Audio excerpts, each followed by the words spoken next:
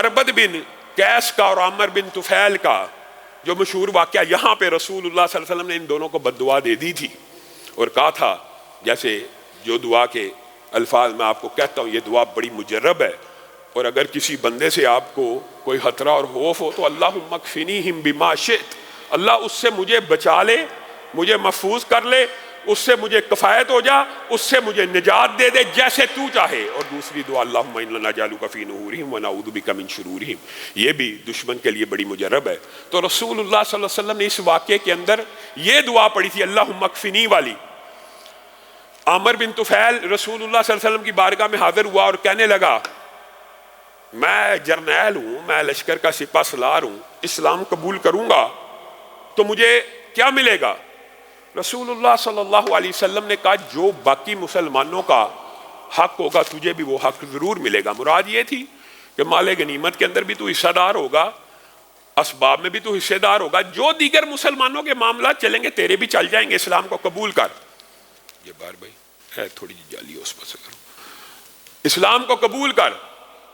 رسول اللہ صلی اللہ علیہ وسلم کو کہنے لگا اسلام کو قبول کرتا ہوں، خلافت کا امیدوار ہوں، مجھے خلافت عنایت کر دیں تو میں ابھی اسلام کو قبول کر لیتا ہوں۔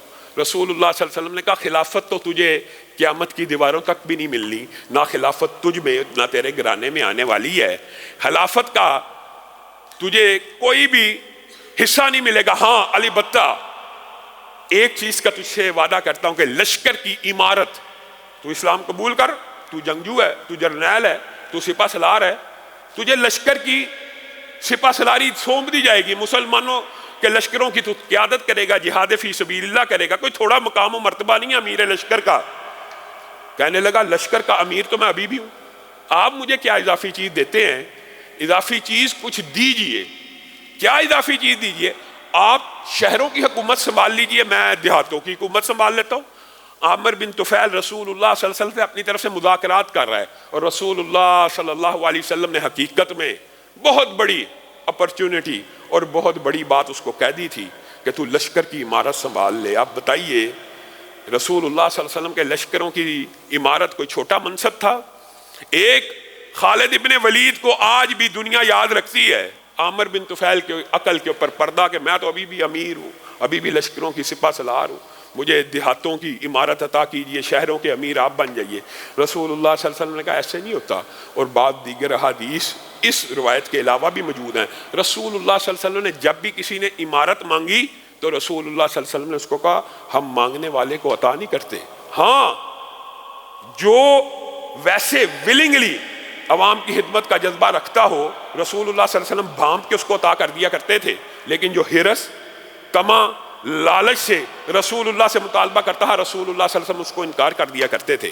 اور بعض دیگر روایات میں جو عطا کی ہیں وہ ان کا تقویٰ دیکھ کے، ان کی خدمت دیکھ کے اور ان کا جذبہ دیکھ کر عطا بھی کی ہے، لیکن مانگنے والوں کے اوپر اکثر رسول اللہ صلی اللہ علیہ وسلم کا یہی قول تھا کہ ہم مانگنے والوں کو عطا نہیں کرتے۔ اسی طرح عامر بن طفیل کو رسول اللہ صلی اللہ علیہ وسلم نے جب منع کیا کہ نہ تجھے خلافت ملے گی نہ تجھے دیہاتوں کی عمارت ملے گی، تو معاذ اللہ بک بک کرنے لگا، اور رسول اللہ صلی اللہ علیہ وسلم کو کہنے لگا پھر میں تو جرنیل ہے ہی ہوں، سپہ سالار ہے ہی ہوں، پیادے بھی لاؤں گا، گھوڑے بھی لاؤں گا، آپ کے اوپر چڑھائی کروں گا، میں دیکھتا ہوں آپ کو میرے سے کون بچائے گا۔ رسول اللہ صلی اللہ علیہ وسلم نے کہا وہ رب بچائے گا، اللہم اکفینی، یہ دعا اس وقت کی، اے اللہ عامر سے کفایت کر جا مجھے، اور مجھے جیسے تو چاہے اس سے بچا لے۔ ساتھ اربد بن قیس بھی تھا۔ اربد بن قیس کو عامر کہنے لگا دیر کے اوپر یہ معاملہ کیوں ڈالا جائے؟ باہر نکلا، کہنے لگا یہ معاملہ مؤخر کرنے کی ضرورت نہیں ہے کہ دوبارہ گھوڑے لے کے آئیں، پیادے لے کے آئیں۔ ایسا کرتا ہوں کہ میں رسول اللہ صلی اللہ علیہ وسلم کو باتوں میں لگاتا ہوں، اے اربد تو نے جب میں نے ان کو باتوں میں لگا لینا تو معاذ اللہ ان کی گردن کے اوپر تلوار کا وار کر دینا۔ اربد کہنے لگا ٹھیک ہے، معاہدہ طے پایا۔ عامر دوبارہ رسول اللہ صلی اللہ علیہ وسلم سے باتوں میں متوجہ کرنے کے لیے آپ سے دوبارہ مذاکرات شروع کر دیا۔ رسول اللہ صلی اللہ علیہ وسلم اس سے بات کرتے رہے۔ اب عامر بن طفیل دیکھ رہا ہے کہ اربد تلوار نہیں چلا رہا، ہم نے تو یہ بات طے کی تھی میں رسول اللہ کو اپنی طرف متوجہ کروں گا، وہ پیچھے سے حملہ کر دے گا۔ کافی دیر گزر گئی تو عامر بن طفیل بار بار اربد کی طرف دیکھنے لگا تو رسول اللہ صلی اللہ علیہ وسلم نے بھانپ لیا کہ یہ میرے پیچھے کسی کو دیکھ رہا ہے۔ رسول اللہ نے مڑ کے دیکھا تو رسول اللہ صلی اللہ علیہ وسلم کو سمجھ آ گئی۔ رسول اللہ صلی اللہ علیہ وسلم نے دونوں کو اس وقت بد دعا دی، اور بعد میں عمر بن طفیل نے اربد سے یہ پوچھا تھا اس وقت حملہ کیوں نہیں تھا کرتا؟ کہا اللہ کی قسم تلوار اٹھانے کی سکت باقی نہیں تھی رہی۔ اور بعد دیگر روایات میں الفاظ یہ ہیں جس وقت تو مجھے حملے کا کہتا تھا مجھے رسول اللہ صلی اللہ علیہ وسلم نظر ہی نہیں تھے آتے، تو کیا میں تیری گردن کاٹ دیتا؟ اس وقت صرف مجھے تو ہی نظر آ رہا تھا۔ بہرحال یہ دونوں جب سفر میں گئے تو رسول اللہ صلی اللہ علیہ وسلم کی بد دعا کا نتیجہ زیادہ دیر بعد بھی ظاہر نہیں ہوا، بلکہ ابھی سفر میں تھا، اربد بن قیس کو آسمان سے بجلی نے پکڑا اور جلا کے راکھ کر دیا، اور عامر بن طفیل کو طاعون کی گلٹی رستے میں ایک ہوتا ہے پہلے سے بیمار تھا، اربد بن قیس رستے میں جا رہا ہے، آسمانی بجلی گری، ذلیل و خوار ہو کے جل کے مر گیا۔